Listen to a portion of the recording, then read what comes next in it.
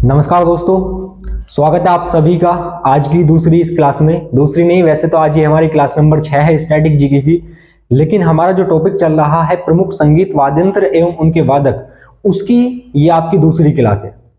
तो एक बार पहले मैंने स्टैटिक जीके की आपकी कुछ क्लासेस शुरू की थी, लेकिन 4-5 क्लासेस लेने के बाद फिर मैं आगे उनको कंटिन्यू नहीं कर पाया था। किन्हीं कारणवश बहुत सारे जो है उसके पीछे रीजन थे, बहुत सारी चुनौतियों का सामना करना पड़ रहा था, जिस वजह से मैं आपकी उन क्लासेस को शुरू नहीं कर पाया था। लेकिन जैसा कि आप सभी जानते हैं कि मेरा आपसे प्रॉमिस था कि मैं एक बार आप लोगों को ऐसी स्टैटिक जीके जरूर कराऊंगा जो एक बार पढ़ लेने के बाद दूसरी बार फिर आप लोगों को किसी से पढ़ने की आवश्यकता नहीं पड़ेगी। तो हमारा टॉपिक दूसरा स्टार्ट हो चुका है, प्रमुख संगीत वाद्यंत्र एवं उनके वादक। कल उसकी मैंने पहली क्लास आपकी अपलोड भी की थी। वैसे एक बार और मैं आप लोगों को बता दूं कि ये जो क्लासेस है मैं साथ के साथ आप लोगों को रिकॉर्ड करके अपलोड करूंगा। ये ऐसा नहीं है कि पहली रिकॉर्डेड जो है ये क्लासेस हैं, ये साथ के साथ मैं आपकी क्लासेस रिकॉर्ड कर रहा हूं और फिर उसके बाद आप लोगों की डेली के डेली में क्लास अपलोड करूंगा। उसके पीछे का रीजन ये है कि अभी मेरे पास उतने रिसोर्सेज नहीं है कि मैं आप लोगों की डेली लाइव क्लासेस ले सकूं। लाइव लेने के लिए थोड़े हैवी सेटअप की जरूरत होती है, जिससे यूट्यूब पर लैग ना आए। आपने देखा भी होगा, जब मैंने शुरू में आपकी क्लास ली थी, स्टार्टिंग की 2 या 3 क्लासेस मैंने ली थी, तो उसमें स्टार्टिंग में क्लासेस में थोड़ा सा लैग आ रहा था, यानी कि क्लासेस बीच बीच में थोड़ा सा रुक रही थी। उसके लिए थोड़े हैवी सेटअप्स की जरूरत होती है, जो अभी मैं अफोर्ड नहीं कर सकता, लेकिन समय आने पर उन सारी की सारी चीजों की भी व्यवस्था की जाएगी। तो मैं बस यही चाहूंगा कि अभी आप लोग जिस भी क्वालिटी के साथ आपको ये क्लासेस मिल रही हैं, एक बार उन्हीं क्वालिटी के साथ यदि आप देख सकते हैं और यदि आप लोगों को अच्छा कंटेंट मिले तो एक बार इन सारी की सारी क्लास को देखना जरूर। और जो भी सारी की सारी चीजें मैं यहां पर आप लोगों को पढ़ाऊंगा, उन सबके वेल हैंड रिटन नोट्स आपके Telegram channel @GS with Kartik आप लोगों को मिल जाएंगे। @GS with कार्तिक आप जब टेलीग्राम में सर्च करोगे तो इससे हमारा टेलीग्राम चैनल है, उस पर मैं class wise class 1, class 2, class 3, class 4 ऐसे करके जो भी होंगे आपके हैंड रिटन नोट्स अपलोड करता रहूंगा। तो वहां पर जाकर के आप टेलीग्राम चैनल को ज्वाइन कर सकते हैं। इसके अलावा वीडियो के डिस्क्रिप्शन में भी आप लोगों को टेलीग्राम चैनल का लिंक दिया हुआ है, वहां से भी आप सीधे सीधे ज्वाइन कर सकते हैं। तो चलिए इसके बाद सीधे सीधे शुरू करते हैं आज की अपनी इस क्लास को। प्रमुख संगीत वाद्यंत्र एवं उनके वादक, ये हमारा टॉपिक आपका चल रहा है। तो कल हम सबसे पहले संगीत वाद्यंत्रों के प्रमुख प्रकार, जो भी टाइप्स होते हैं वो सारे के सारे हम आपका जो है पढ़ चुके हैं। उसमें मैंने आप लोगों को बताया 4 प्रमुख प्रकार मैंने आप लोगों को बताए। तंतु वाद्यंत्र मैंने आप लोगों को बताया, फिर उसके बाद मैंने आप लोगों को ताल वाद्यंत्र बताया, वायु वाद्यंत्र मैंने आप लोगों को बताए, और फिर उसके बाद मैंने आप लोगों को कीबोर्ड वाद्यंत्र आपको बताए। फिर उसके बाद हमने एक प्रमुख संगीत वाद्यंत्र वायलिन के प्रमुख संगीत वादक जो हैं या संगीत वाद्यंत्रों के जो वादक हैं वो हमने पढ़े। वायलिन से संबंधित जो भी प्रमुख कलाकार हैं उसमें सबसे पहला नाम मैंने आप लोगों को TN कृष्णन का लिखवाया, आप लोगों को याद भी होगा।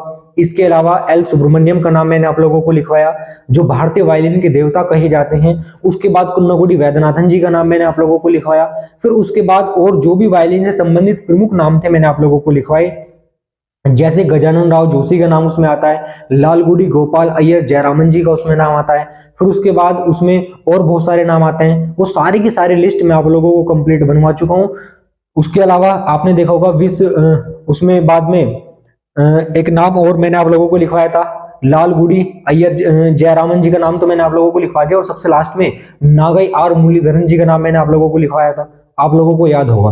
तो उसके बाद अगला जो प्रमुख संगीत वाद्यंत्र है हमारा, उसको हम शुरू करते हैं। लेकिन उसको शुरू करने से पहले एक चीज और मैं आप लोगों को बताना चाहता हूं। देखिए, कल जब हम पढ़ रहे थे तो तब मैंने आप लोगों को बताया, जैसे आप याद करिए, देखिए कि जब मैंने आप लोगों को एक प्रमुख कलाकार TN कृष्णन जी का नाम लिखवाया, TN कृष्णन जी का जब मैंने आप लोगों को नाम लिखवाया, वैसे इनका मैंने आप लोगों को पूरा नाम भी बताया, त्रिपुन्नीथुरा नारायण अय्यर कृष्णन जी जो है इनका पूरा नाम है। तो मैंने आप लोगों को लिखवाया होगा कि इन्हें कुछ पुरस्कारों से सम्मानित किया गया है। जैसे आप लोगों को याद होगा, मैंने आप लोगों को बताया कि इन्हें जो है आपका पद्म श्री भी मिला हुआ है, और इसके अलावा इन्हें जो है आपका पद्म भूषण भी मिला हुआ है, पद्म भूषण भी मिला हुआ है। आपसे कोई पूछ ले कि TN कृष्णन जी को पद्म श्री कब मिला हुआ है, तो याद करके देखिए, कल मैंने आप लोगों को लिखवाया 1973 में इन्हें पद्म श्री मिला हुआ है, और पद्म भूषण भी इन्हें आप लोगों को मिला हुआ है 1992 में। ये दोनों के दोनों फैक्ट मैंने आप लोगों को कल लिखवाए थे। अब कुछ साथियों को यह डाउट होगा कि भाई जो पद्म श्री पुरस्कार होते हैं और जो पद्म भूषण पुरस्कार होते हैं, ये कैसे पुरस्कार होते हैं, कौन से पुरस्कार होते हैं। तो एक बार थोड़ा सा मैं आप लोगों को इनकी जानकारी देना चाहूंगा। वैसे तो आप सभी लोगों को पता ही होगा कि ये जो पद्म पुरस्कार होते हैं प्रमुख जो है आपके नागरिक पुरस्कार होते हैं, जिनमें सबसे बड़ा भारत रत्न है, फिर उसके बाद पद्म विभूषण, पद्म भूषण और पद्म श्री आते हैं।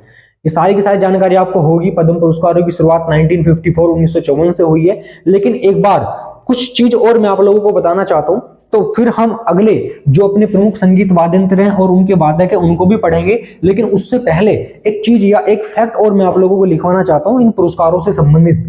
एक बार उसको हम देख लेते हैं, फिर आगे अपने प्रमुख संगीत वाद्य यंत्र और उनके वादकों को हम पढ़ेंगे। तो जब आप लोग पुरस्कार की बात करते हो, जब आप लोग पुरस्कारों की बात करते हो, तो इन पुरस्कारों से संबंधित कुछ सवाल मैं आप लोगों से पूछना चाहता हूं और देखना चाहता हूं कि आप लोगों को कितनी जानकारी है। तो मैं आपके सामने कुछ सवाल लिखूंगा, आप लोगों को ट्राई करना है उन सवालों का जवाब देने का। तो क्वेश्चन नंबर 1 मैं आपके सामने लिख रहा हूं। जवाब देने का मतलब यह है कि अभी शायद आपके पास में जो है लाइव कमेंट करने का ऑप्शन नहीं होगा, तो आप लोगों को ट्राई करना है कि अपने मन में ही सवाल आप दें, सवालों का जवाब दें। आप अपनी कॉपी पर लिख करके सवालों का जवाब दें। तो मन ही मन आपको जो है सवालों का जवाब देना है। तो सबसे पहला सवाल है आपके सामने, आपसे कोई पूछे कि मुझे बताओ कि भारत का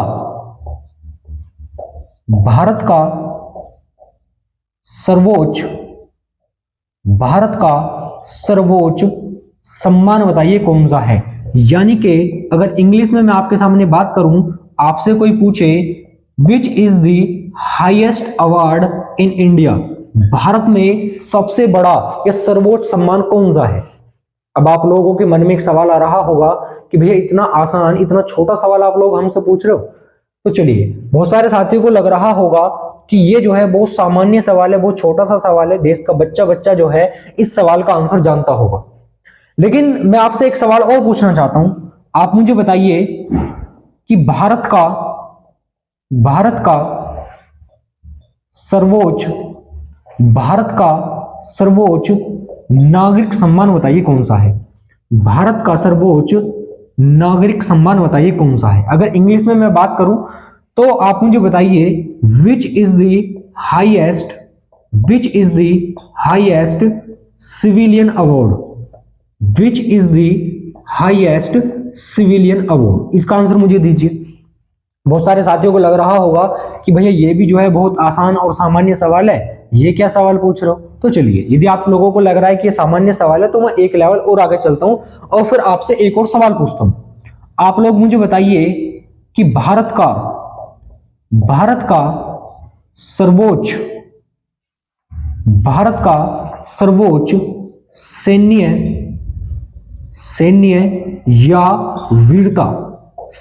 या वीरता सम्मान बताइए। भारत का सर्वोच्च सैन्य या वीरता सम्मान बताइए। इंग्लिश में यदि मैं बात करूं तो आप लोगों से पूछ रहा है कि which is the highest military award, which is the highest military award. बताइए सबसे सर्वोच्च, सबसे बड़ा कौन सा सैन्य या वीरता सम्मान है, which is the highest military award. बहुत सारे साथियों को इसका जवाब जो है पता होगा, पता है तो अच्छी बात है। अब मैं आपसे एक स्टेप आगे का एक और सवाल आप लोगों से पूछता हूं। आप लोग मुझे बताइए कि भारत का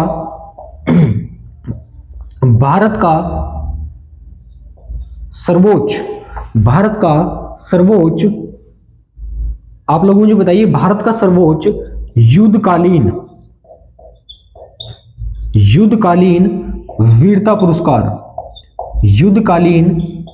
पुरस्कार कौन सा है। यानी कि युद्ध के समय दिए जाने वाला सबसे बड़ा वीरता पुरस्कार कौन सा है। बहुत सारे साथियों को हो सकता है इस क्वेश्चन का आंसर भी जो है पता हो, तो अच्छी बात है। अब मैं आप लोगों से एक सवाल और पूछता हूं, उसका जवाब मुझे आप लोग दीजिएगा कि भारत का सर्वोच्च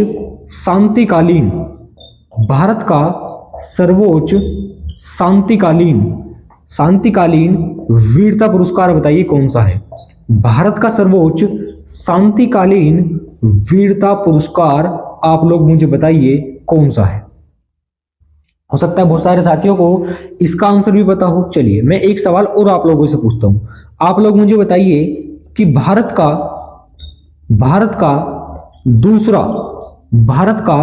दूसरा सर्वोच्च सम्मान बताइए कौन सा है। भारत का दूसरा सर्वोच्च सम्मान बताइए कौन सा है। इसके अलावा मैं एक सवाल और पूछता हूं आप लोगों से। आप लोग मुझे बताइए कि भारत का दूसरा सर्वोच्च सर्वोच्च का मतलब है हाईएस्ट। भारत का दूसरा मतलब सेकंड हाईएस्ट सिविलियन अवार्ड यानी कि दूसरा सर्वोच्च नागरिक सम्मान बताइए कौन सा है। चलिए, ये भी हो सकता है बहुत सारे साथियों को पता हो, तो मैं एक सवाल और आप लोगों से पूछता हूं। आप लोग मुझे बताइए कि भारत का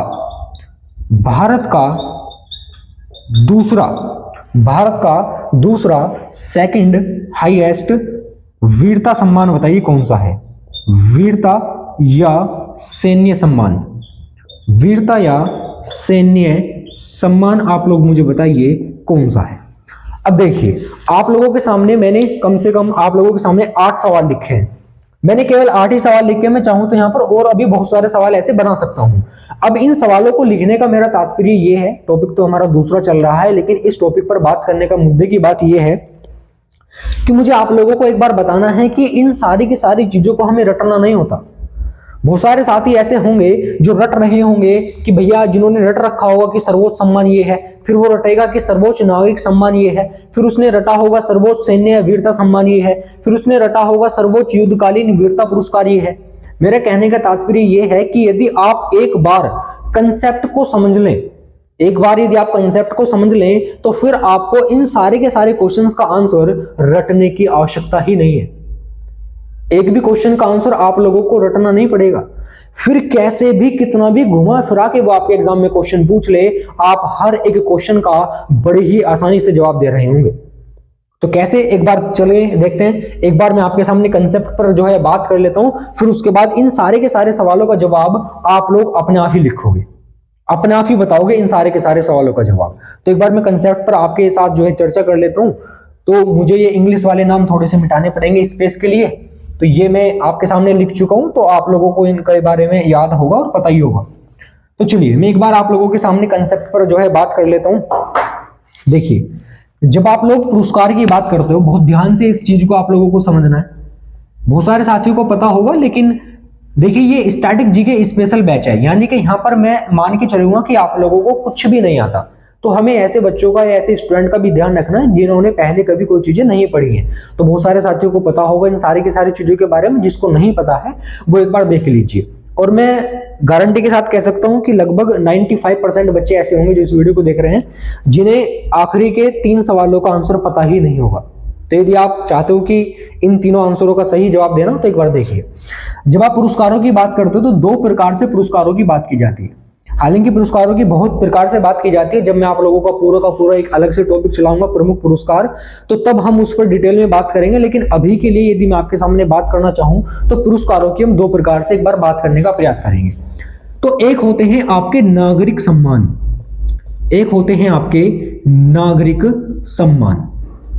नागरिक सम्मान को इंग्लिश में आप कहते हो सिविलियन अवार्ड्स। तो एक होते हैं आपके सिविलियन अवार्ड्स और एक होते हैं आपके वीरता पुरस्कार, या इन्हीं ही आप सैन्य सम्मान भी कहते हो, और इन्हीं को इंग्लिश में कहते हो आप मिलिट्री अवार्ड्स। अब एक बार देखने का प्रयास करेंगे कि सिविलियन अवार्ड्स क्या होते हैं और आपके वीरता सम्मान या सैन्य सम्मान क्या होते हैं। तो ऐसे पुरस्कार जो किसी भी व्यक्ति को या किसी व्यक्ति के द्वारा यदि शिक्षा के क्षेत्र में, खेल के क्षेत्र में, समाज के क्षेत्र में, व्यापार के क्षेत्र में, या विज्ञान के क्षेत्र में, कला के क्षेत्र में, किसी भी क्षेत्र में यदि कोई कलाकार या कोई भी व्यक्ति अपना कोई उत्कृष्ट योगदान देता है या ऐसा कार्य करता है जो समाज के लिए या उस क्षेत्र के लिए बहुत इंपॉर्टेंट हो, तो ऐसे व्यक्तियों को आपके नागरिक सम्मान दिए जाते हैं। और यदि किसी व्यक्ति के द्वारा, व्यक्ति नहीं कहेंगे, या हम कह सकते हैं यहाँ पर, यदि किसी जो है आपके सैनिक बलों में जो हमारे सैनिक होते हैं उनके द्वारा यदि कोई उत्कृष्ट कार्य किया जाए, कोई अच्छा कार्य किया जाए देश की रक्षा के लिए, देश की सुरक्षा के लिए, तो उन्हें आपके दिए जाते हैं आपके वीरता पुरस्कार या आपके सैन्य सम्मान। तो यदि मैं आपके सामने नागरिक सम्मान की बात करूं तो आपसे पूछ सकता है कि ये जो आपके नागरिक सम्मान है, इन नागरिक सम्मानों में सबसे बड़ा सम्मान कौन सा होता है? तो आप लोगों को याद रखना है कि नागरिक सम्मान में सबसे बड़ा जो सम्मान होता है वो होता है आपका भारत रत्न। तो नागरिक सम्मानों में सबसे बड़ा सम्मान कौन सा होता है? भारत रत्न। उसके बाद आते हैं आपके पद्म पुरस्कार, जिनकी शुरुआत 1954 से हुई है। जब हम पद्म पुरस्कारों पर डिटेल में बात करेंगे तो तब वहां पर मैं पूरी डिटेल में आपके साथ चर्चा करूंगा, लेकिन अभी के लिए आप याद रखेंगे कि नागरिक सम्मानों में सबसे बड़ा सम्मान आपका भारत रत्न है। फिर उसके बाद आते हैं आपके पद्म पुरस्कार, और उन पद्म पुरस्कारों में 3 पुरस्कार हैं, तो जिनमें सबसे बड़ा है आपका पद्म विभूषण, पद्म विभूषण, और इंग्लिश में भी इनके यही नाम है, भारत रत्न, भारत रत्न, भारत रत्न, पद्म विभूषण,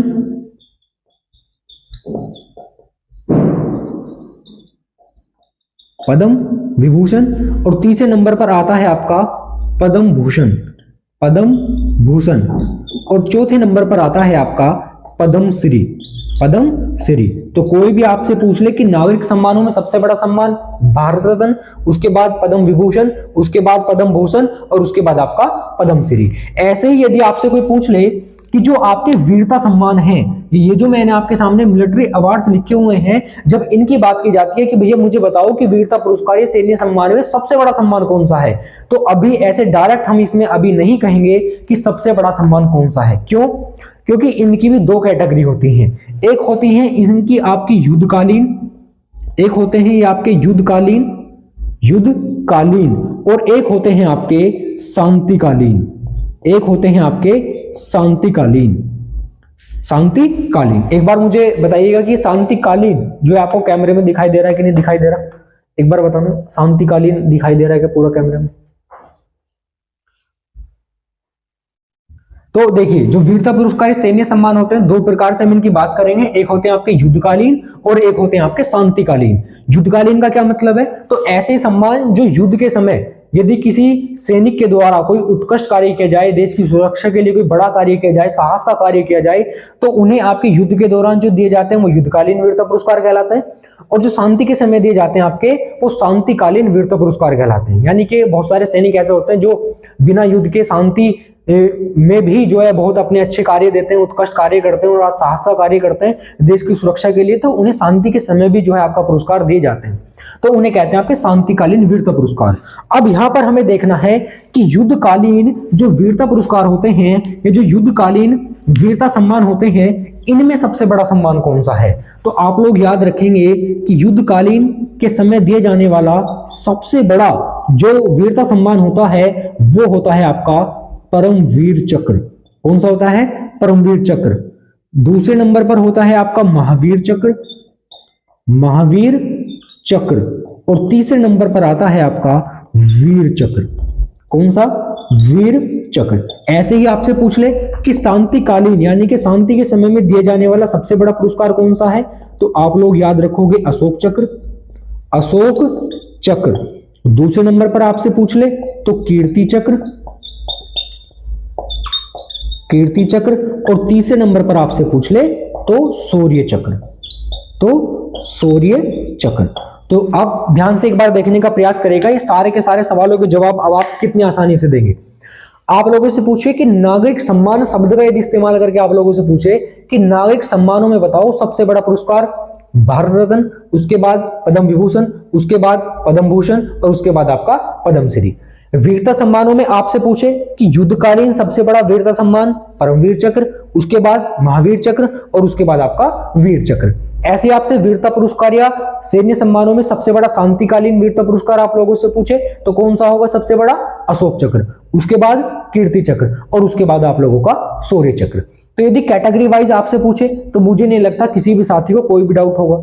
लेकिन अब आप लोग सोच करके देखिए कि उसने इन कैटेगरी का नाम ही नहीं दिया, ना तो उसने बात करी नागरिक सम्मान की, ना उसने बात करी युद्धकालीन की, और ना ही उसने बात करी शांतिकालीन की। उसने केवल पूछा कि मुझे बताइए सबसे बड़ा पुरस्कार कौन सा है, तो तब आप लोगों का क्या जवाब होगा?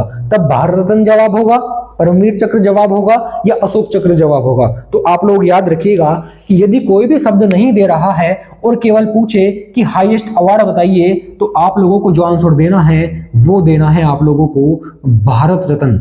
कौन सा? भारत रत्न सबसे बड़ा। चलिए, ये इस सवाल का जवाब तो सभी को पता होगा, लेकिन देखिए जब कैटेगरी वाइज पूछे नागरिक सम्मान की बात करें तो कौन सा होगा? तो भी आपका भारत रत्न होगा, इसमें कोई डाउट ही नहीं है। अगर सैन्य सम्मानों में सबसे बड़ा सम्मान पूछ ले, अब देखिए यहां पर सर्वोच्च सैन्य सम्मान पूछ रहा है, यानी कि सबसे बड़ा वीरता या सैन्य सम्मान पूछ रहा है। ना तो उसने युद्धकालीन की बात करी, ना ही उसने शांतिकालीन की बात करी, तो तब कौन सा सबसे बड़ा पुरस्कार होगा? तो याद रखिए, तब सबसे बड़ा होगा आपका परमवीर चक्र। यदि उसने युद्धकालीन शब्द नहीं दिया, शांतिकालीन शब्द नहीं दिया, केवल पूछा सबसे बड़ा वीरता या सैन्य सम्मान बताइए, तो सबसे बड़ा होगा आपका परमवीर चक्र। कौन सा होगा आपका? परमवीर चक्र होगा। अब उसके बाद अगला आपसे पूछ ले कि सबसे बड़ा युद्धकालीन वीरता पुरस्कार बताइए कौन सा होगा? सबसे बड़ा युद्धकालीन, तो युद्धकालीन में सबसे बड़ा कौन सा होगा? परमवीर चक्र। तो इसका आंसर भी क्या हुआ? परमवीर चक्र, कोई दिक्कत ही नहीं है। इसके अलावा शांतिकालीन में पूछ ले सबसे बड़ा, तो शांतिकालीन में सबसे बड़ा कौन सा हुआ आपका? अशोक चक्र, कोई दिक्कत ही नहीं है। अब हमसे पूछ रहा है दूसरा सर्वोच्च सम्मान बताइए, दूसरा सबसे बड़ा सम्मान बताइए। अब दूसरा, ना तो उसने नागरिक की बात करी, ना उसने वीरता सम्मान की बात करी, केवल पूछ रहा है कि दूसरा सबसे बड़ा सम्मान बताइए। अब यहां पर सबसे बड़ा डाउट आता है स्टूडेंट के सामने कि भैया हम पद्म विभूषण आंसर दे या परमवीर चक्र आंसर दे। तो आप लोग याद रखेंगे कि दूसरा सबसे बड़ा जो सम्मान होगा वो होगा आपका परमवीर चक्र। यहां पर बहुत सारे साथी इस क्वेश्चन का आंसर जो है वो पद्म विभूषण लगा के आ जाते हैं, जो कि गलत होता है। आपका सही आंसर होगा परमवीर चक्र। पद्म विभूषण आंसर आप तब लगा करके आओगे जब वो नागरिक शब्द दे दे। देखो इस क्वेश्चन में क्या दिया उसने कि भारत का दूसरा सेकंड हाईएस्ट नागरिक सम्मान बताइए। अब उसने नागरिक शब्द दिया है, तो तब आंसर होगा आपका पद्म विभूषण। पद्म विभूषण, पद्म विभूषण। अब देखिए अगला सवाल, ये भी बहुत इंपॉर्टेंट है। आपसे पूछ रहा है कि सेकंड हाईएस्ट वीरता सम्मान बताइए, दूसरा सबसे बड़ा सैन्य सम्मान बताइए, आपका मिलिट्री अवार्ड्स बताइए। अब सेकंड नंबर पर हम जो है इसका महावीर चक्र बताएं या कीर्ति चक्र बताएं या अशोक चक्र बताएं, क्या बताएं? तो देखिए इसका सही आंसर होगा आपका अशोक चक्र। अगर वीरता सम्मानों में सबसे बड़ा परमवीर चक्र, दूसरे नंबर पर आता है आपका अशोक चक्र, तो सेकंड नंबर पर क्या आएगा आपका? अशोक चक्र आएगा, अशोक चक्र। अब देखिए यदि इनमें से आपका क्रम लगवा ले, कई बार ऐसा होता है कि जो आपके वीरता पुरस्कार हैं परमवीर चक्र, अशोक चक्र, महावीर चक्र, कीर्ति चक्र, वीर चक्र और आपके शौर्य चक्र, इनका कई बार क्रम लगवा लेता है कि इनको उच्च से निम्न की ओर इनका क्रम लगाइए, हाईएस्ट से लो की ओर इनका जो है आपका इनको सीक्वेंस में लगाइए। तो तब आप इनको कैसे लगाओगे? तो ये बहुत इंपॉर्टेंट इनका सीक्वेंस है, आप लोगों को बहुत ध्यान से देखना है। पहले नंबर पर इनमें सबसे बड़ा होता है आपका परमवीर चक्र, सबसे बड़ा परमवीर चक्र।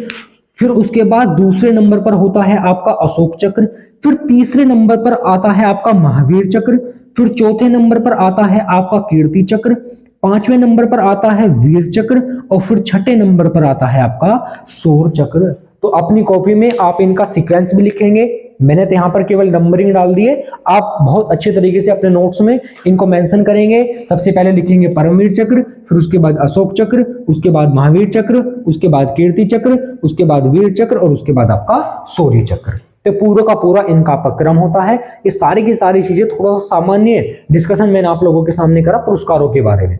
तो इसी तरीके से हमें कंसेप्चुअली क्लियर करते हुए सारी की सारी चीजें पढ़नी है। तो ये केवल मेरा बताने का उद्देश्य इतना ही था कि आप लोग देखना कि आगे जैसे जैसे हमारी क्लासेस चलेंगी तो हम कितना डीप में एक एक कंसेप्ट को क्लियर करते हुए चलेंगे। तो मुझे उम्मीद है ये सारी की सारी चीजें आप लोगों ने नोट भी कर ली होंगी और सारी की सारी चीजें आप लोगों को समझ भी आई होंगी। तो अब हम वापस से लौटते हैं अपने टॉपिक की ओर, जो हमारा चल रहा है प्रमुख संगीत वाद्ययंत्र एवं उनके वादक। सारी चीजें मैं आप लोगों को बता चुका हूं, तो बस अब हमें देखना है जो भी प्रमुख संगीत वाद्ययंत्र हैं उनको बजाने वाले कौन कौन प्रमुख कलाकार हैं, और उन प्रमुख कलाकारों से संबंधित भी कुछ सवाल पूछ लेता है कि उन्हें कब कब कौन कौन से पुरस्कार मिले हुए हैं। तो वो सारी की सारी चीजें भी हमें आप लोगों का देखनी है। जब ये सारे के सारे जो है हमारे संगीत वाद्ययंत्र हो जाएंगे, उन सबके प्रमुख कलाकार हम पढ़ लेंगे, तो ये हमारा टॉपिक वहीं पे खत्म नहीं होने वाला। अब ये टॉपिक हमारा और भी चलने वाला है। उसके बाद हम ये भी देखेंगे बहुत सारे संगीत वाद्ययंत्र ऐसे भी होते हैं जो किसी विशेष राज्य या क्षेत्र से संबंधित होते हैं, वहां से भी आपके एग्जाम में क्वेश्चन पूछता है, तो उन्हें भी हम देखेंगे। जैसे चिकारा एक प्रमुख संगीत वाद्ययंत्र है, आपसे पूछ लेगा कि चिकारा संगीत वाद्ययंत्र का संबंध निम्नलिखित में से किस राज्य से है, किस स्टेट से है। ऐसे भी संगीत वाद्य यंत्र है, उनको भी हमें देखना है। तो 2 क्लास तो उनकी चलने वाली है, जैसे पोनु योक्सी है, बहुत सारे ऐसे, उनको हम जो है बाद में देखेंगे। तो पहले हम वायलिन पढ़ चुके हैं, अब हमें दूसरा पढ़ना है आपका वीणा। दूसरा है हमारा वीणा।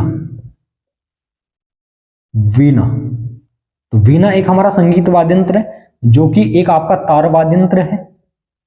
कैसा है आपका? तार वाद्य यंत्र। वो सारी की सारी चीजें मैं आप लोगों को लिखवा चुका हूं। अब वीणा से संबंधित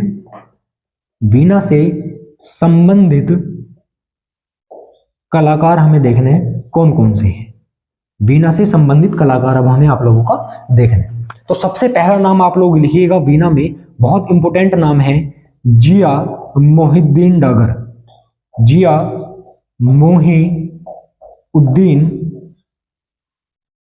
मोहिउद्दीन डागर, बहुत इंपॉर्टेंट नाम है। आपसे पूछेगा कि जिया मोहिउद्दीन डागर का संबंध निम्नलिखित में से किस संगीत वाद्य यंत्र से है? तो आप लोगों को याद रखना है कि जिया मोहिउद्दीन डागर का जो संबंध है आप लोगों का, वो है आपकी वीणा से। इसके अलावा आप लोगों से पूछेगा, देखिए मैं आप लोगों को बता दूं, वीणा जो होती है इसके बहुत सारे प्रकार भी होते हैं, लेकिन हमें उस लेवल पे नहीं जाना है। तो ऐसे ही वीणा में एक प्रकार होता है आपका रुद्र वीणा। जितना इंपॉर्टेंट होगा मैं उतना ही आप लोगों को बताऊंगा। तो आप लोगों से पूछ लेगा कि जिया मोहिउद्दीन डागर का संबंध किससे है, तो आपके ऑप्शन में रुद्र वीणा भी दे सकता है। तो आप लोगों को बिल्कुल भी डाउट में नहीं आना है। तो रुद्र वीणा भी वीणा का एक प्रकार है, तो उसमें कोई डाउट वाली बात नहीं है। तो जिया मोहिउद्दीन डागर का संबंध किससे है? चाहे वीणा से कहो चाहे आप रुद्र वीणा से कहो, एक ही बात है। इसके अलावा आप लोगों से पूछ ले कि जो आपके जिया मोहिउद्दीन डागर जी हैं, इन्हें आप लोगों का पद्मश्री मिला हुआ है। आप लोगों से पूछ लेगा कि इन्हें पद्मश्री कब मिला। इसके अलावा आप लोगों से पूछ लेगा कि इन्हें जो है आपका पद्म भूषण भी मिला हुआ है, कि इन्हें पद्म भूषण आप लोगों को कब मिला। अब मैं इनका सन अभी आप लोगों को लिखाऊंगा, लेकिन उससे पहले एक चीज और मैं आप लोगों को बता दूं कि जब आप इन प्रमुख कलाकारों के सन याद करोगे, जैसे कि इस कलाकार को पद्मश्री कब मिला, इस कलाकार को पद्म भूषण कब मिला, ऐसे भी कलाकार होंगे जिनको तीनों मिले हुए हैं, पद्मश्री भी, पद्म भूषण भी, पद्म विभूषण भी। ऐसे भी कलाकार हैं जिनको चारों मिले हुए हैं, पद्मश्री भी, पद्म भूषण भी, पद्म विभूषण भी, भारत रत्न भी। तो इतने सारे कलाकार हो जाएंगे, उन सबके हमें सन याद रखने, कब कब किस किस को कौन कौन सा पुरस्कार मिला हुआ है, तो उसको कैसे आसानी से याद रखा जाए, यही तो सबसे बड़ा सवाल है।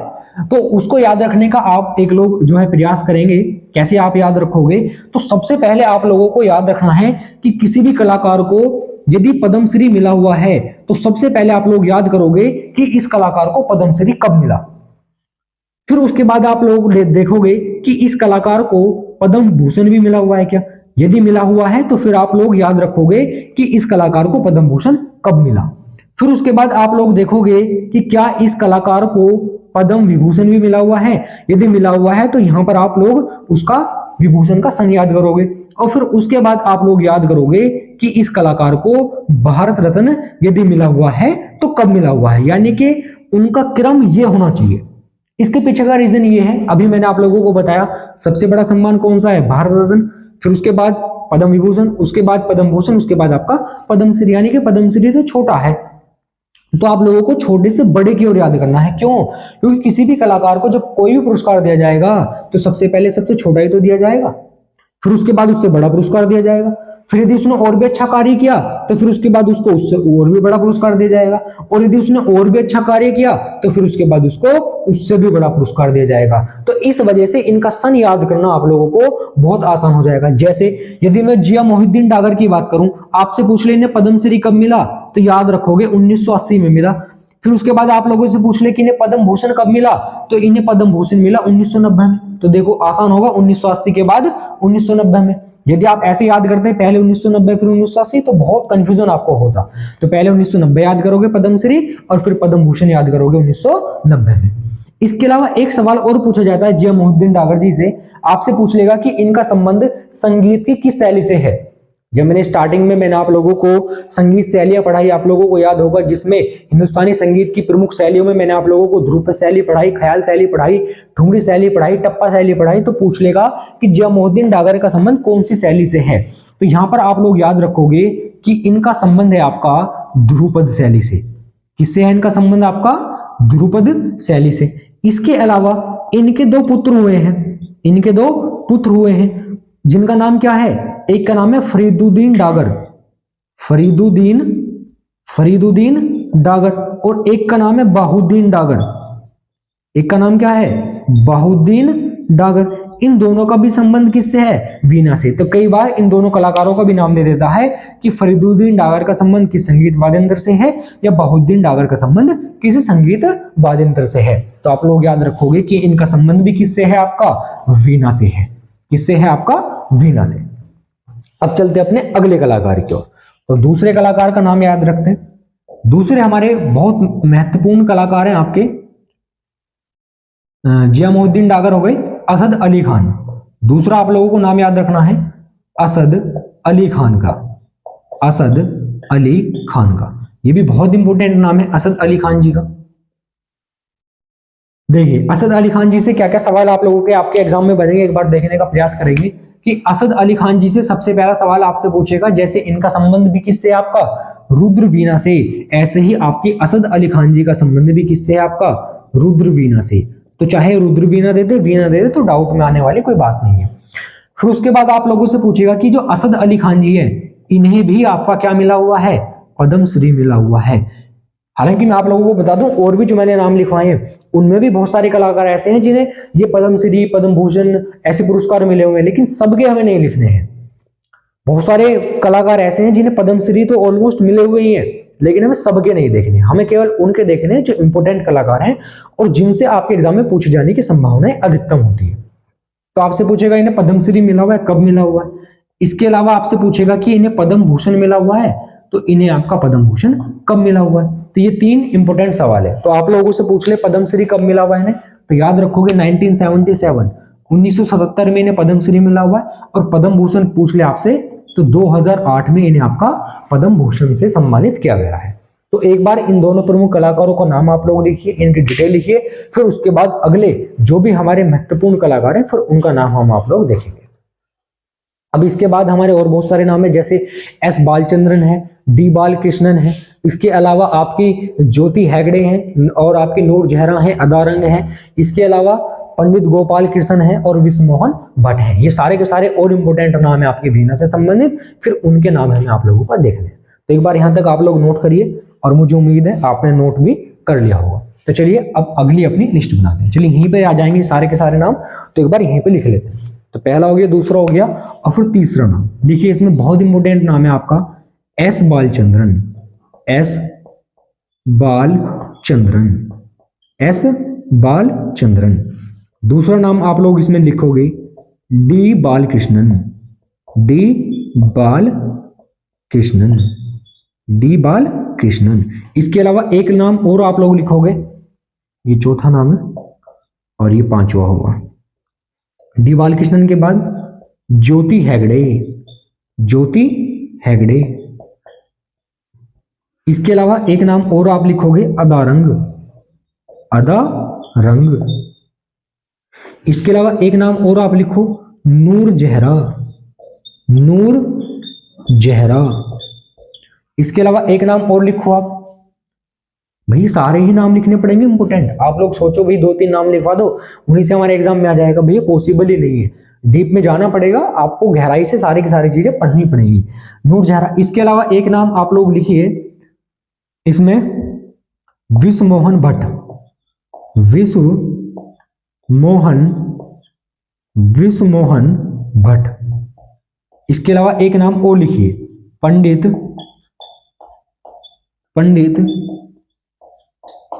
गोपाल कृष्ण। भाई ये गारंटी मैं आप लोगों को दे रहा हूं, एक बार ये टॉपिक पढ़ लेने के बाद कोई भी बुक उठा लेना मार्केट के अंदर, जो भी स्टैटिक जीके की बुक हो या कोई भी teacher static GK question practice करा रहा हो, एक बार सवाल लगा के देख लेना, यदि सवाल ना लगे तो भाई गारंटी है। तो एक बार ये सारे के सारे नाम लिखिए आपके वीणा से संबंधित, फिर अगले हम देखेंगे अगले संगीत वाद्य यंत्र के जो भी इंपोर्टेंट नाम है। तो आप लोगों ने लिख लिए होंगे, तो चलिए अब देखते हैं अपने अगले प्रमुख संगीत वाद्य यंत्र को। तो वीणा हमारा हो गया, अब अगला देखते हैं हम आपका सितार।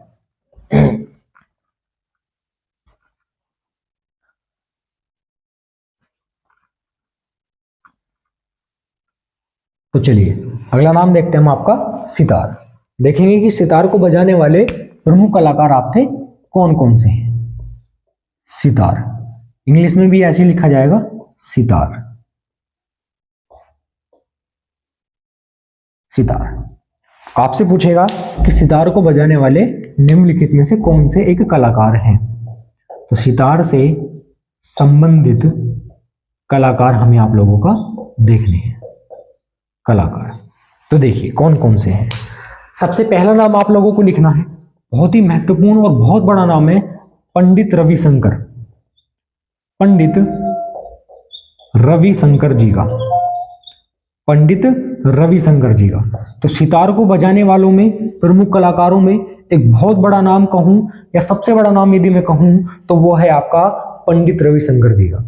अब पंडित रविशंकर जी से आपके एग्जाम में बहुत सारे सवाल पूछे जाएंगे, तो सारे के सारे सवाल भी हमें देखने हैं पंडित रविशंकर जी से कौन कौन से सवाल आपके एग्जाम में पूछे जा सकते हैं। तो एक सबसे पहला और बहुत इंपॉर्टेंट सवाल आप लोग याद रखोगे कि क्या इन्हें पद्मश्री मिला हुआ। भी देखिए जो मैंने आप लोगों को क्रम बताया उसी क्रम में तो हम याद करेंगे, तो देखेंगे कि इन्हें पद्मश्री मिला हुआ या नहीं मिला हुआ। फिर उसके बाद आप लोगों को देखना है कि क्या इन्हें पद्म भूषण मिला हुआ है, मिला हुआ तो देखेंगे कब मिला हुआ है। क्या इन्हें आप लोगों का पद्म विभूषण मिला हुआ है, तो देखेंगे भैया कब मिला हुआ है। क्या इन्हें आपका भारत रत्न मिला हुआ है, भारत रत्न मिला हुआ है, तो देखेंगे कब मिला हुआ है। तो पहले इन्हीं को देख लेते हैं। तो आप लोगों के सामने बात करें, पंडित रविशंकर जी को पद्मश्री नहीं मिला हुआ।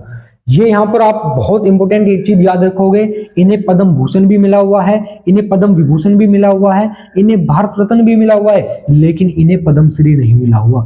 ये बहुत इंपॉर्टेंट फैक्ट याद रखना है। बहुत सारे साथी ऐसा सोच लेते हैं कि यदि इस कलाकार को पद्म भूषण मिला हुआ है, पद्म विभूषण मिला हुआ है, भारत रत्न मिला हुआ है, तो इन्हें पद्मश्री भी मिला हुआ होगा, लेकिन ऐसा नहीं है, इन्हें पद्मश्री नहीं मिला हुआ। तो अब आपसे पूछ ले भैया इन्हें पद्म भूषण कब मिला, तो याद रखोगे इन्हें पद्म भूषण मिला आपका 1967 यानी कि 1967 में। इसके अलावा पूछ ले इन्हें भैया आपका पद्म विभूषण कब मिला, तो याद रखोगे 1981 1981 में इन्हें आपका पद्म विभूषण मिला हुआ है। इसके अलावा आपसे पूछ ले इन्हें भारत रत्न कब मिला, तो 1999 यानी कि 1999 में इन्हें आपका भारत रत्न भी मिला हुआ है। अब इसके अलावा आपसे पूछेगा कि पंडित रविशंकर जी की एक आत्मकथा है। क्या है? एक आत्मकथा। आत्मकथा को क्या कहते हो आप इंग्लिश में? ऑटोबायोग्राफी। ऑटोबायोग्राफी। तो आपसे पूछ ले ऑटोबायोग्राफी, ऑटोबायोग्राफी तो उसका नाम बताइए क्या है। तो पंडित रविशंकर जी की एक आत्मकथा है, ऑटोबायोग्राफी है। आप लोगों को उसका नाम याद रखना है, my music my life. My music my life यानी कि ऑटोबायोग्राफी है, आत्मकथा है। बहुत पूछी जाती है कि माई म्यूजिक माई लाइफ किस कलाकार की ऑटोबायोग्राफी है, आत्मकथा है, तो पंडित रविशंकर जी की है। इसके अलावा कई बार पेपर में यह भी पूछा गया है कि पंडित रविशंकर जी के गुरु का नाम बताइए। तो ऐसे जितने भी प्रमुख कलाकार हैं ना, हम उनका केवल नाम ही नहीं देखने वाले, उनके डिटेल भी हम पढ़ने वाले हैं। तो इनके गुरु रहे हैं आपके अलाउद्दीन खान। अलाउद्दीन खान जिनका संबंध किससे है आपका, अभी आगे मैं आप लोगों को बताऊंगा कि इन अलाउद्दीन खान का संबंध है आपका सरोद से। आगे चल के हम एक संगीत वाद्यंत्र पढ़ेंगे सरोद, तो उस सरोद में प्रमुख नाम आता है आपका अलाउद्दीन खान जी का, जो किसके गुरु हैं आपके?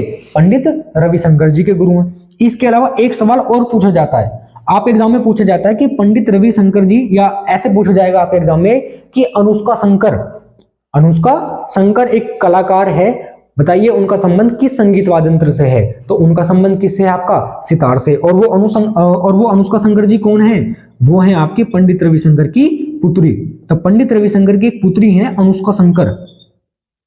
अनुष्का शंकर, इनका भी संबंध किससे है आपका? सितार से है। तो कई बार अनुष्का शंकर भी नाम दे देता है, तो ये भी याद रखना है आपको, इनका संबंध भी किससे है आपका? सितार से है। इसके अलावा अभी पंडित रविशंकर जी से और भी जो है क्वेश्चन पूछे जाते हैं। एक क्वेश्चन आपसे पूछेगा कि बताइए पंडित रविशंकर जी को रमन मैगसेसे पुरस्कार, रमन मैगसेसे पुरस्कार, रमन मैगसेसे पुरस्कार कब मिला? पंडित रविशंकर जी को रमन मैगसेसे पुरस्कार कब मिला? ये इसके अलावा एक फैक्ट और आप लोगों को याद रखना है कि ये जो आपके पंडित रविशंकर जी हैं, ये भारत के ऐसे पहले कलाकार हैं, भारत के ऐसे पहले कलाकार हैं जिन्हें ग्रैमी पुरस्कार से सम्मानित किया गया था। तो एक फैक्ट और आप लोग लिखोगे कि ग्रैमी पुरस्कार, ग्रैमी पुरस्कार, ग्रैमी पुरस्कार प्राप्त करने वाले, ग्रैमी पुरस्कार प्राप्त करने वाले पहले भारतीय हैं, पहले भारतीय हैं, यानी कि first Indian to get Grammy award.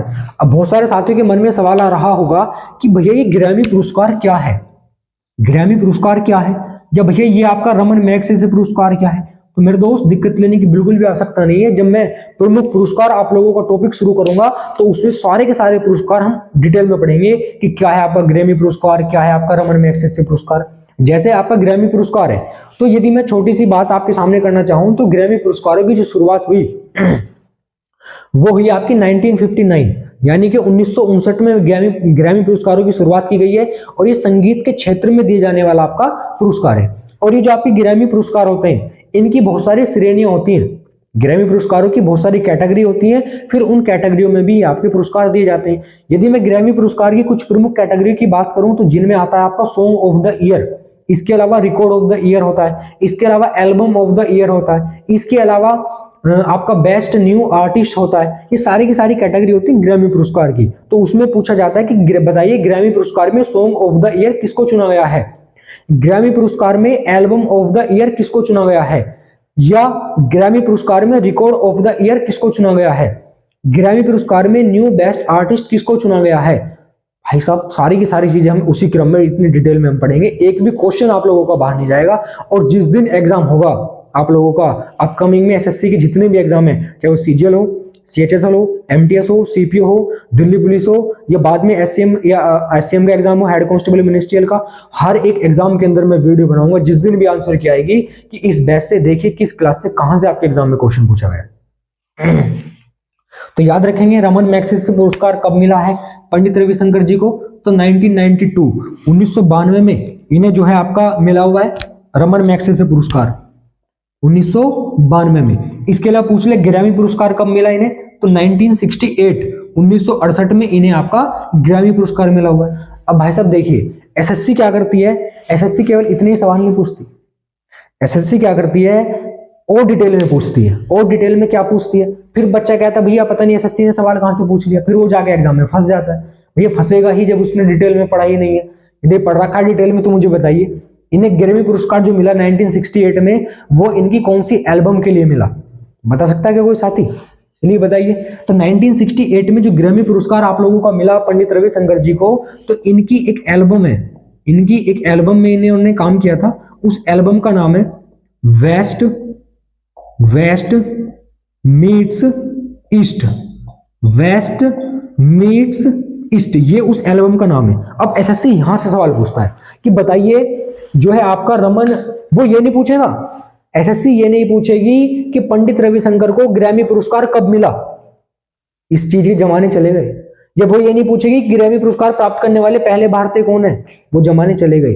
और अधिकतर एजुकेटर यही पढ़ा रहे हैं बस पहले ग्रैमी पुरस्कार प्राप्त करने वाले भारतीय कौन है। अब एसएससी ये पूछेगी, वो खुद बताएगी कि पंडित रविशंकर को ग्रैमी पुरस्कार मिला 1968 में, जो कि पहले भारतीय थे, लेकिन बताइए कि उन्हें उनकी किस एल्बम के लिए मिला, तो वेस्ट मीट्स ईस्ट के लिए मिला। ये सवाल पूछती है एसएससी। तो उस तरीके से आप लोगों को पढ़ने की आवश्यकता है। तो सारे के सारे फैक्ट मैंने आप लोगों को लिखवाए। सितार से संबंधित जो कलाकार हैं पहले पंडित रविशंकर हैं, उनसे संबंधित जो भी फैक्ट हो सकते थे वो सारे के सारे मैंने आप लोगों को लिखवा दिए। अब आगे देखते हैं हमारा अगला कौन महत्वपूर्ण कलाकार है। तब तक के लिए आप इस लिस्ट को जो है नोट करिए, फिर देखते हैं हम आपके अगले कलाकार कौन है।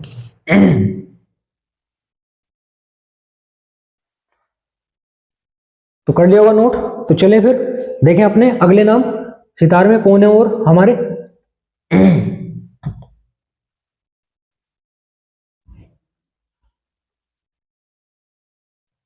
तो चलिए चलते हैं भाई आगे।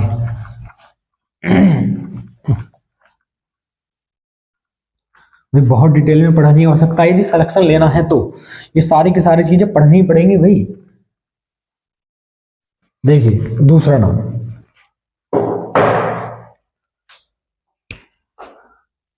दूसरा नाम है बहुत इंपॉर्टेंट है भाई, ये भी आप लोगों का, उस्ताद विलायत खान।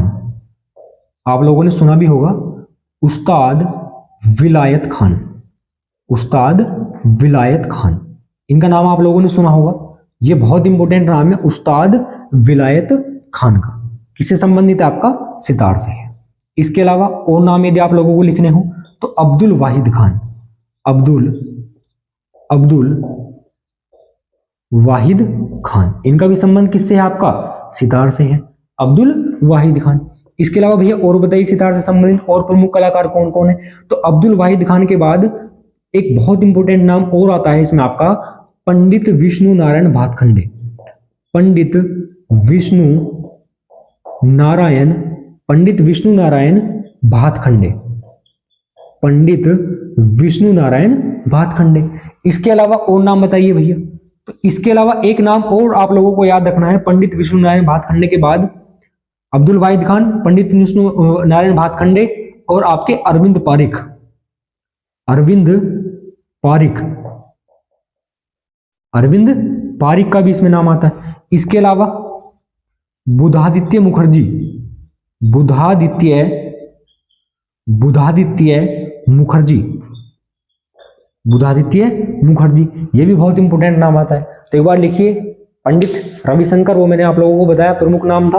फिर उसके बाद उस्ताद विलायत खान, उसके बाद आप लोगों का अब्दुल वाहिद खान, उसके बाद आप लोगों का पंडित विष्णु नारायण भातखंडे। इसके अलावा आप लोगों को याद रखना है अरविंद पारिख का। इसके अलावा आप लोगों को याद रखना है आपको बुधादित्य मुखर्जी का। इसके अलावा और भी यदि आप लोग इसमें नाम याद रखना चाहो तो और भी नाम याद रख सकते हो। बहुत इंपॉर्टेंट नाम है इमरत खान जी का, इमरत खान जी का। इसके अलावा एक नाम और आता है इसमें आप लोगों का, उमा शंकर मिश्रा, उमा शंकर मिश्रा, उमा शंकर मिश्रा। तो इमरत खान हुए, उमा शंकर मिश्रा हुए, बुधादित्य मुखर्जी हुए, अरविंद पारिख हुए, पंडित विष्णु नारायण भातखंडे हुए, अब्दुल वाहिद खान हुए और आपके उस्ताद विलायत खान हुए। इन सब का संबंध किससे है? आपका सितार से है। तो यहां तक आप लोग जो है नोट करिए, फिर आगे हम आप लोगों का चलते हैं। तो जल्दी से सारे के सारे नाम जो है आप लोग लिखिए, जो कि बहुत इंपॉर्टेंट नाम है आपके सितार से। फिर इसके बाद अगला एक और संगीत वाद्य यंत्र हमें देखना है आपका सहनाई।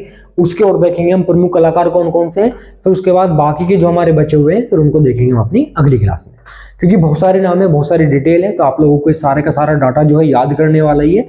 तो आप लोगों को साथ के साथ याद करते हुए भी चलना है। तो हम डेली इतना ही पढ़ेंगे जितना आप डेली के डेली याद कर पाओ, क्योंकि बाकी के अन्य सब्जेक्ट भी आप लोगों को पढ़ने हैं। तो एक बार देखिए, जल्दी से लिखिए, फिर हम अगले पे चलते हैं। कर दो भाई रफ, देखें आगे। तो चलिए अगला नाम देखिए, या अगला संगीत वाद्य यंत्र देखिए, सहनाई। कौन सा लिखना है आप लोगों को? सहनाई।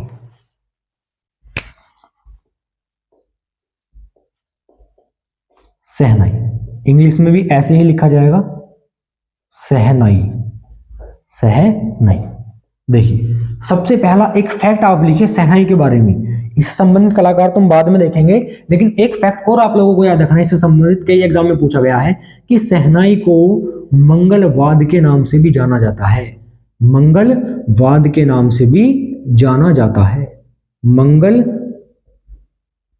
के नाम से भी जाना जाता है। आप एग्जाम में क्वेश्चन ऐसे पूछा जाएगा कि निम्नलिखित में से किस संगीत वाद्य यंत्र को मंगलवाद्य के नाम से भी जाना जाता है? तो आपकी सहनाई को मंगलवाद्य के नाम से भी जाना जाता है। अब देखते हैं कि सहनाई को बजाने वाले कौन कौन से आपके प्रमुख कलाकार हैं, कौन कौन इसके जो हैं आपके प्रमुख कलाकार हैं, यानी कि इंपोर्टेंट आर्टिस्ट या इससे संबंधित कलाकार आप लोगों के कौन कौन से हैं। तो सबसे पहला नाम बहुत इंपोर्टेंट नाम है, आप लोग याद रखोगे बिस्मिल्लाह खान जी का, बिस्मिल्लाह खान का। किसका नाम याद रखोगे आप लोग? बिस्मिल्लाह खान जी का नाम इसमें याद रखोगे, बहुत बड़ा नाम है। अब देखते हैं कि बिस्मिल्लाह खान जी से आपके एग्जाम में कौन कौन से सवाल बनते हैं। सबसे पहला सवाल आप लोगों के आपके एग्जाम में पूछेगा कि जो बिस्मिल्लाह खान जी हैं, क्या इन्हें आप लोगों का पद्म श्री मिला हुआ है? तो देखेंगे मिला हुआ या नहीं मिला हुआ। मिला हुआ है तो कब मिला हुआ है। इसके अलावा आपसे पूछेगा कि इन्हें जो है आपका पद्म भूषण कब मिला हुआ है। इसके अलावा आपसे पूछेगा कि इन्हें आप लोगों का पद्म विभूषण कब मिला हुआ है। इसके अलावा आपसे पूछेगा कि इन्हें आपका भारत रत्न कब मिला हुआ है। मिला हुआ है या नहीं मिला हुआ देखेंगे, दूसरी बात है। इसके अलावा और बहुत सारे सवाल बनते हैं, लेकिन पहले यहीं तक हम देख लेते हैं। तो बिस्मिल्लाह खान जी आपके ऐसे जो है कलाकार हैं, ऐसे और भी कलाकार हैं, उनके नाम भी मैं आप लोगों को लिखवाऊंगा। तो बिस्मिल्लाह खान जी ऐसे जो आपके कलाकार हैं जो भारत के चारों सर्वश्रेष्ठ सम्मानों से सम्मानित है। देखिए चारों सर्वश्रेष्ठ सम्मान है, भारत रत्न सर्वश्रेष्ठ सम्मान है, उसके बाद पद्म विभूषण, पद्म भूषण, पद्मश्री, तो चारों सर्वश्रेष्ठ सम्मानों से सम्मानित आपके बिस्मिल्लाह खान जी। अब एक बार देखने का प्रयास करेंगे कि इन्हें पद्मश्री कब मिला, तो याद रखेंगे 1961 1961 में इन्हें क्या मिला हुआ है, आपका पद्मश्री मिला हुआ है। इसके अलावा पूछ ले पद्म भूषण इन्हें कब मिला, तो 1968 1968 में इन्हें क्या मिला हुआ है, आपका पद्म भूषण मिला हुआ है। पद्म भूषण पूछ ले कब मिला इन्हें, तो 1980 में इन्हें आपका पद्म विभूषण मिला हुआ है। और भारत रत्न इन्हें मिला हुआ है आपका सन 2001 में। तो आप लोगों ने देखा कि ये भारत के चारों सर्वश्रेष्ठ सम्मानों से सम्मानित हैं। तो भारत के चारों सर्वश्रेष्ठ, भारत के चारों सर्वश्रेष्ठ सम्मानों से सम्मानित, सम्मानों से सम्मानित, सम्मानों से सम्मानित। तो ऐसे कलाकार हैं जो भारत के चारों सर्वश्रेष्ठ सम्मानों से आपका सम्मानित है।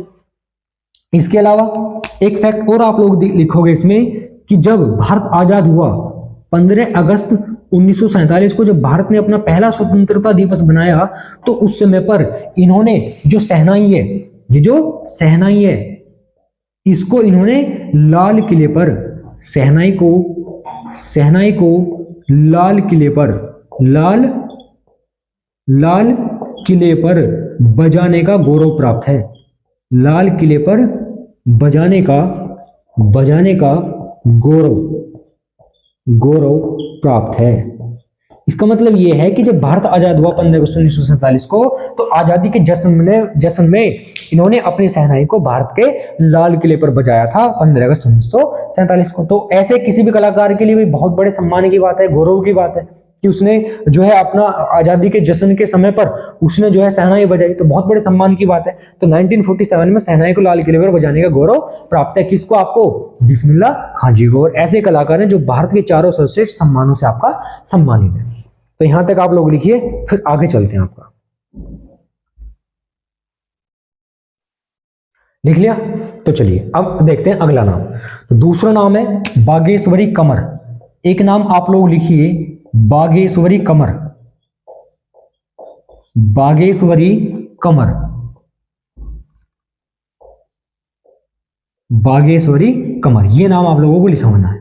और इस नाम में एक इंपॉर्टेंट फैक्ट आप लोगों को लिखवाना है कि ये जो बागेश्वरी कमर है, ये ऐसी महिला है, बागेश्वरी कमर जो है ये एकमात्र महिला है, एकमात्र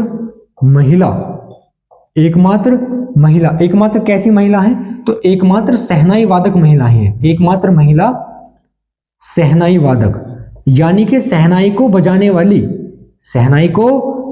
वाली एकमात्र महिला है। इनके अलावा और कोई लेडी नहीं है, और कोई महिला नहीं है जो शहनाई बजाती हो। तो शहनाई को बजाने वाली ये आपकी एकमात्र महिला शहनाई वादक है।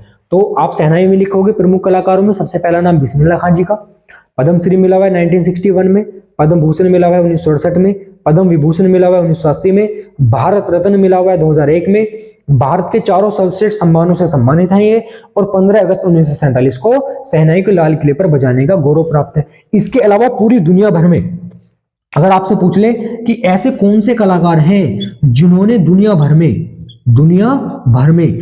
भर का मतलब है कि पूरी दुनिया में शहनाई को लोकप्रिय बनाया, पूरी दुनिया में शहनाई को लोकप्रिय बनाया। तो फेमस करने वाले, शहनाई को पूरी दुनिया में फेमस करने वाले किसी कलाकार का नाम आपसे पूछ ले तो भी नाम किसका आएगा, बिस्मिल्लाह खान जी का आएगा। बागेश्वरी कमर एकमात्र महिला शहनाई वादक है। इसके अलावा और एक कलाकार का नाम आप लोगों को लिखना हो शहनाई वादक में, तो अली अहमद हुसैन का लिख सकते हो। अली अहमद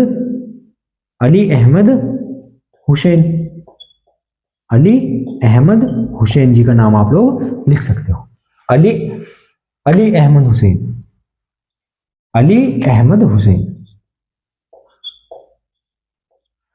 अहमद हुसैन, बागेश्वरी कमर और बिस्मिल्लाह खां शहनाई के प्रमुख वादक हैं। तो जल्दी से आप लोग इसको नोट करिए, फिर जो बाकी के बचे हुए हमारे कलाकार हैं उनको देखेंगे हम आपका कल। ठीक है, तो सारे के सारे हमने कुछ प्रमुख कलाकार के नाम हमने पढ़े, जिनमें वीणा के पढ़े, सितार के पढ़े, शहनाई के पढ़े, उनसे संबंधित जो भी कलाकार थे उनकी हमने कुछ डिटेल पढ़ी और मैंने पुरस्कारों के बारे में आप लोगों को कुछ डिटेल दी। फिर बाकी के जो बचे हुए हमारे संगीत वाद्य यंत्र हैं, जैसे इसके बाद हमें पढ़ना है आपके सरोद, इसके अलावा और बहुत सारे बचे हुए हैं, पखावज बचा हुआ है, मृदंग बचा हुआ है और अभी हमारा सारंगी बचा हुआ है, संतूर बचा हुआ है, हारमोनियम बचा हुआ है, पियानो बचा है, बांसुरी बची है, तो उन सबको देखेंगे। फिर उसके बाद जितने भी कलाकारों के नाम मैंने आप लोगों को लिखवाए हैं उन सब की फिर मैं मिक्स लिस्ट लिखूंगा और फिर हम एक एक को याद करने का प्रयास करेंगे ताकि हमारा रिविजन भी हो जाए और फिर हम अच्छे तरीके से उन चीजों को याद भी कर लें। तो आज की क्लास यहीं पर समाप्त करते हैं। बहुत बहुत धन्यवाद।